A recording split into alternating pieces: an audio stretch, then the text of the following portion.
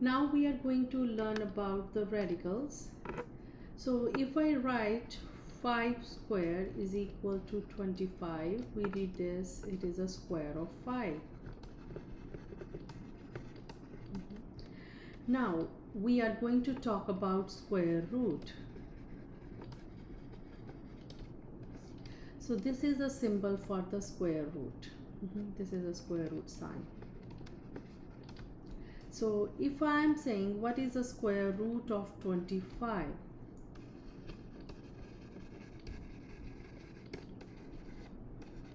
So we are looking for a number that will give us a square.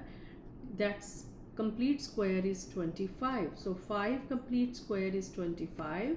So square root of 25 is a number whose square is 25. The number is 5. 5 square is 25. So square root of 5 will be 5. So how to read this? This is the square root of 25. In other words, which number has square 25? This is what we are looking for. That is 5. So let me write down all the squares. So 1 square is 1, 2 square is 4, 3 square is 9, 4 square is 16, 5 square is 25, 6 square is 36, 7 square is 49, 8 square is 64, 9 square is 81, 10 square is 100. So now let me write down the square root. What is the square root of 1? Which number square is 1? 1 square is 1. What is the square root of 4? Which number square is 4? That is 2. What is the square root of 9? Which number square is 9? 3. So square root of 9 is 3. Similarly, we can write square root of 16 is 4. Square root of 25 is 5. Square root of 36 is 6. Square root of 49 is 7, because we are looking for a number which square is the number that is inside the square root. Square root of 81 will be 9 and square root of 100 will be 10. Okay, so if we are asked to simplify or estimate square root of 50, so we are looking for a number whose square is 50. So square can be 7 square is 49, and the next number, that is 8, its square is 64. So we have no integer whose square is 50. But you can say that 50 lies between 49 and 64, correct? And so the square root will also lie in the same order. So square root of this will also have the same inequalities in between. And square root of 49 is 7. And square root of 64 is 8. That means square root of 50 is between 7 and 8. It is 7 point something. Right? Now 50 is close to 49 or 64? 50 is more close to 49. So it will be, so this is 7, this is 8, this is 7.5. So square root of 50 is more closer to 49. So it will lie somewhere here. It will be more on the 7 side, not on the 8 side. So you can say estimate this is 7.0 or 1 or 2, whatever you can estimate. It is very close to 49, so you can just say 7.1 or 7.2 approximately. And approximately it is equals to 7. Approximately, not exactly. Okay, so it lies in between 7 or 8, and it is more closer to 7. Okay. Now, if we are asked to simplify, instead of estimating the decimal value of square root of 50, if we are asked to simplify that, simplify square root of 50.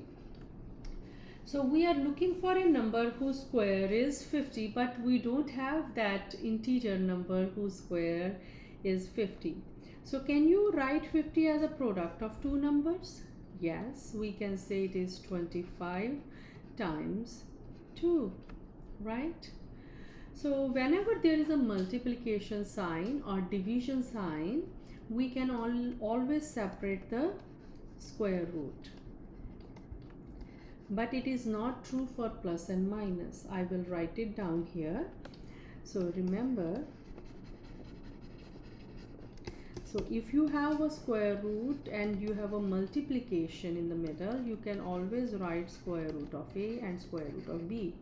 And same thing is true for the division. If you have the division of two numbers inside the root, you can always separate the root for the numerator and denominator.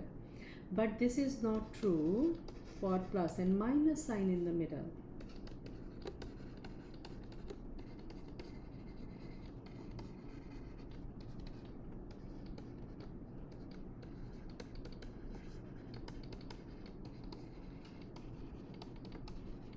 What that means is, that means if you have A plus B and you have a square root, you cannot separate this and write square root of A and square root of B. This is wrong.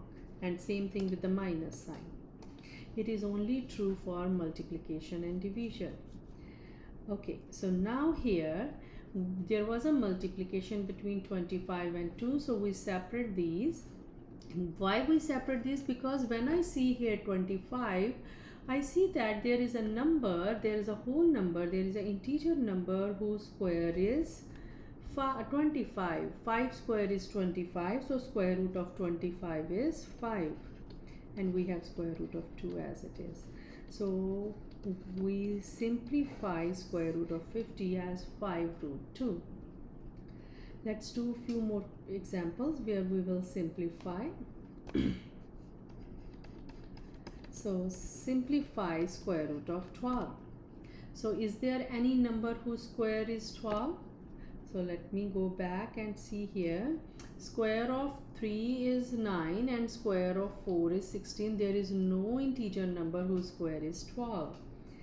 So if that is the case, can you write 12 as a product of two numbers? Yes, 4 times 3, and you see that 4 is a square of a number, of an integer number. So we separate 4 and separate 3 with the multiplication sign in the middle. Square root of 4 is 2 because 2 square is 4, and we have square root of 3 as it is because 3 is not a square of any number, and you cannot further write 3 as a product of two smaller numbers, right? So we will stop here and say this is our final answer. Let's do one more question. What is the square root of 200? Can you think about any number whose square is 200? If you think it is too big, just write this as 100 times 2.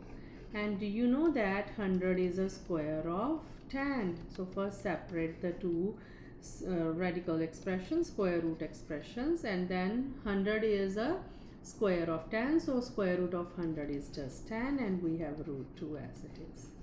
So you see that now we have a 10 outside the root. This is how we simplify radical expressions.